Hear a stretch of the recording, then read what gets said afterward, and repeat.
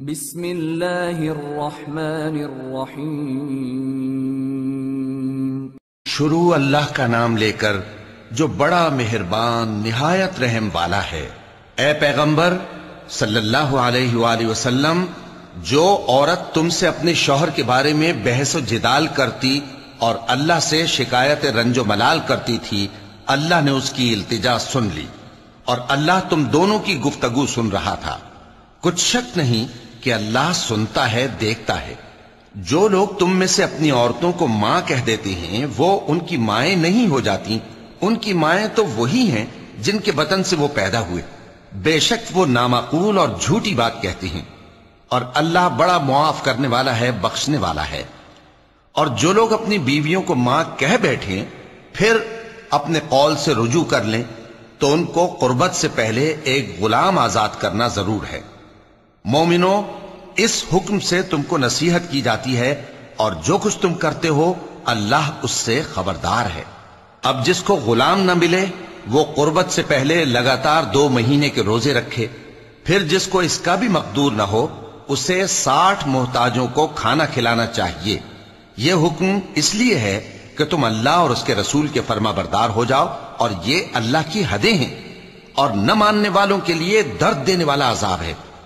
جو لوگ اللہ اور اس کے رسول کی مخالفت کرتے ہیں وہ اسی طرح ذلیل کیے جائیں گے جس طرح ان سے پہلے لوگ ذلیل کیے گئے تھے، اور ہم نے صاف صاف آیتیں نازل کر دی ہیں، اور جو نہیں مانتے ان کو ذلت کا عذاب ہوگا۔ جس دن اللہ ان سب کو جلا اٹھائے گا تو جو کام وہ کرتے رہے ان کو جتائے گا۔ اللہ نے وہ سب کام لکھوا رکھے ہیں اور یہ ان کو بھول گئے ہیں، اور اللہ ہر چیز سے واقف ہے۔ کیا تم کو معلوم نہیں کہ جو کچھ آسمانوں میں ہے اور جو کچھ زمین میں ہے اللہ کو سب معلوم ہے؟ کسی جگہ 3 شخصوں کی سرگوشی ہوتی ہے تو اللہ ان میں چوتھا ہوتا ہے، اور جہاں 5 آدمیوں کی سرگوشی ہو تو وہ ان میں چھٹا ہوتا ہے، اور نہ اس سے کم یا زیادہ مگر وہ ان کے ساتھ ہوتا ہے، خواہ وہ کہیں ہوں۔ پھر جو جو کام یہ کرتے رہے ہیں قیامت کے دن اللہ سب ان کو بتائے گا۔ بے شک اللہ ہر چیز سے واقف ہے۔ اے پیغمبر صلی اللہ علیہ وآلہ وسلم، کیا تم نے ان لوگوں کو نہیں دیکھا جن کو سرگوشیاں کرنے سے منع کیا گیا تھا، پھر جس کام سے منع کیا گیا تھا وہی پھر کرنے لگے؟ اور یہ تو گناہ اور ظلم اور پیغمبر صلی اللہ علیہ وآلہ وسلم کی نافرمانی کی سرگوشیاں کرتے ہیں، اور جب تمہارے پاس آتے ہیں تو اللہ تعالیٰ کے بتائے ہوئے الفاظ کے بجائے دوسرے الفاظ میں تمہیں دعا دیتے ہیں، اور اپنے دل میں کہتے ہیں کہ اگر یہ واقعی پیغمبر ہیں تو جو کچھ ہم کہتے ہیں اللہ ہمیں اس کی سزا کیوں نہیں دیتا؟ اے پیغمبر صلی اللہ علیہ وآلہ وسلم، ان کو دوزخ ہی کی سزا کافی ہے، یہ اسی میں داخل ہوں گے اور وہ بری جگہ ہے۔ مومنوں، جب تم آپس میں سرگوشیاں کرنے لگو تو گناہ اور زیادتی اور پیغمبر کی نافرمانی کی باتیں نہ کرنا، بلکہ نیکوکاری اور پرہیزگاری کی باتیں کرنا، اور اللہ سے جس کے سامنے جمع کیے جاؤ گے ڈرتے رہنا۔ منافقوں کی سرگوشیاں تو شیطان کے اکسانے سے ہیں، جو اس لیے کی جاتی ہیں کہ مومن ان سے رنجیدہ ہوں، مگر اللہ کے حکم کے سوا ان سے انہیں کچھ نقصان نہیں پہنچ سکتا۔ تو مومنوں کو چاہیے کہ اللہ ہی پر بھروسہ رکھیں۔ مومنوں، جب تم سے کہا جائے کہ مجلس میں کھل کر بیٹھو تو کھل کر بیٹھا کرو، اللہ تم کو کشادگی بخشے گا، اور جب کہا جائے کہ اٹھ کھڑے ہو تو اٹھ کھڑے ہوا کرو۔ جو لوگ تم میں سے ایمان لائے ہیں اور جن کو علم عطا کیا گیا ہے اللہ ان کے درجے بلند کرے گا، اور اللہ تمہارے سب کاموں سے واقف ہے۔ مومنوں، جب تم پیغمبر کے کان میں کوئی بات کہو تو بات کہنے سے پہلے مساکین کو کچھ خیرات کر دیا کرو، یہ تمہارے لیے بہت بہتر اور پاکیزگی کی بات ہے، اور اگر خیرات تم کو میسر نہ آئے تو اللہ بخشنے والا مہربان ہے۔ کیا تم اس سے کہ پیغمبر کے کان میں کوئی بات کہنے سے پہلے خیرات کرو ڈر گئے؟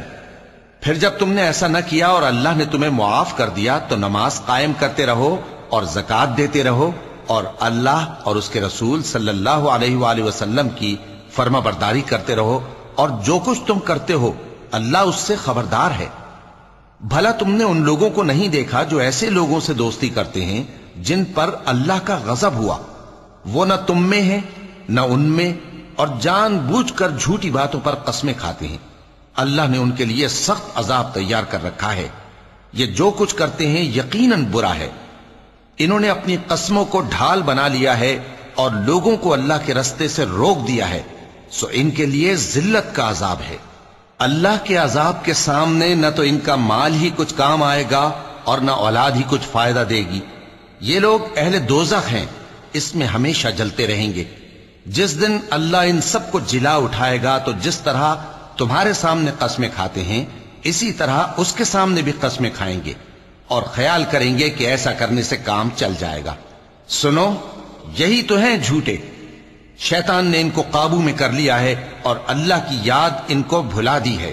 یہ لوگ شیطان کا ٹولہ ہیں، اور سن رکھو کہ شیطان کا ٹولہ ہی نقصان اٹھانے والا ہے۔ جو لوگ اللہ اور اس کے رسول صلی اللہ علیہ وآلہ وسلم کی مخالفت کرتے ہیں وہ نہایت ذلیل ہوں گے۔ اللہ نے یہ بات لکھ دی ہے کہ میں اور میرے پیغمبر ضرور غالب رہیں گے۔ بے شک اللہ زور آور ہے، صاحب اقتدار ہے۔ جو لوگ اللہ پر اور روز قیامت پر ایمان رکھتے ہیں تم ان کو اللہ اور اس کے رسول صلی اللہ علیہ وآلہ وسلم کے دشمنوں سے دوستی کرتے ہوئے نہ دیکھو گے، خواہ وہ ان کے باپ یا بیٹے یا بھائی یا خاندان ہی کے لوگ ہوں۔ یہ وہ لوگ ہیں جن کے دلوں میں اللہ نے ایمان کو نقش کر دیا ہے اور اپنے فیض سے ان کی مدد کی ہے، اور وہ ان کو بہشتوں میں جن کے نیچے نہریں بہہ رہی ہیں داخل کرے گا، جن میں وہ ہمیشہ رہیں گے۔ اللہ ان سے خوش اور وہ اللہ سے خوش۔ یہی لوگ اللہ کی جماعت والے ہیں۔ سن رکھو کہ اللہ کی جماعت والے ہی کامیاب ہوں گے۔ صدق اللہ العظیم۔